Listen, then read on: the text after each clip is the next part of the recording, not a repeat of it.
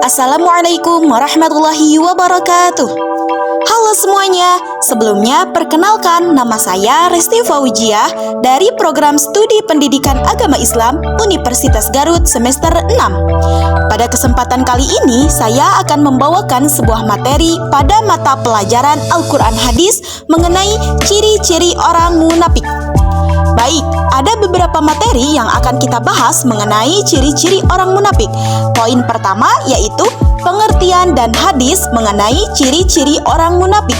Poin kedua yaitu kandungan hadis ciri-ciri orang munafik. Dan poin yang terakhir yaitu dampak seseorang yang memiliki sifat munafik. Masuk dalam poin pertama yaitu pengertian dan hadis mengenai ciri-ciri orang munafik. Orang munafik sering disebut musuh dalam selimut. Hal ini karena orang munafik adalah orang yang pelin-pelan, lain di mulut, lain di hati, itulah munafik. Sifat munafik adalah sifat tercela dan harus dijauhi oleh setiap muslim. Bagaimana kita menghindari sifat ini? Yakni dengan menjauhi ciri-cirinya sebagaimana dijelaskan oleh Rasulullah SAW dalam hadisnya. An Abi Hurairah anna Rasulullah SAW qala ayatul munafiqi thalathun idza haddatsa kadzaba wa idza wa'ada akhlafa wa idza tumina khana rawahul Bukhari. Artinya, tanda-tanda orang munafik itu ada 3. Apabila berkata, ia berbohong. Apabila berjanji, ia tidak menepati. Dan apabila dipercaya, ia khianat. Selanjutnya, masuk ke dalam poin yang kedua, yaitu kandungan hadis ciri-ciri orang munafik. Orang munafik seringkali menutupi kebenaran dalam dirinya, serta apa yang dikatakan tidak selaras dengan apa yang ada dalam hatinya.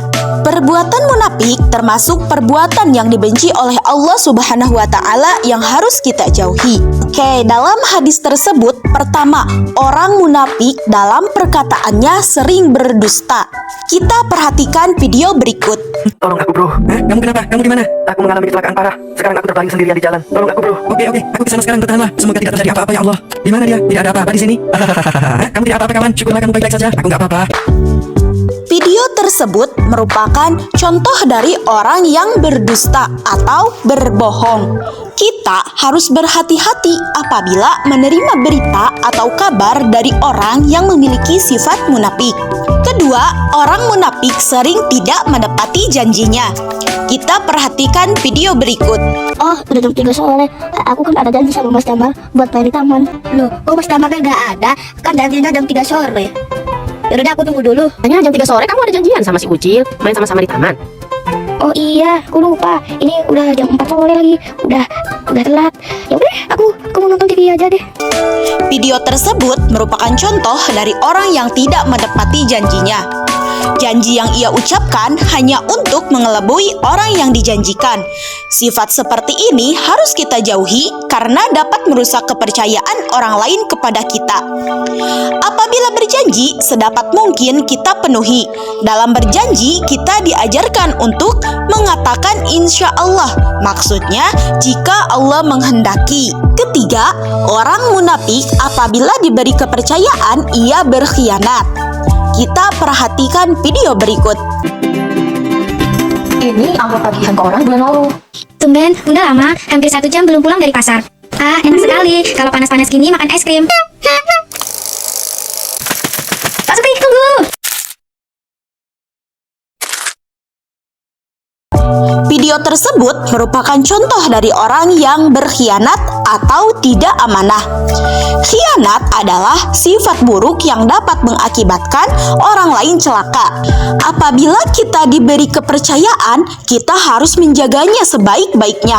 Hal ini akan membuat orang yang memberi kepercayaan kepada kita senang dan kita pun menjadi senang. Masuk ke dalam poin yang terakhir yaitu dampak seseorang yang memiliki sifat munafik.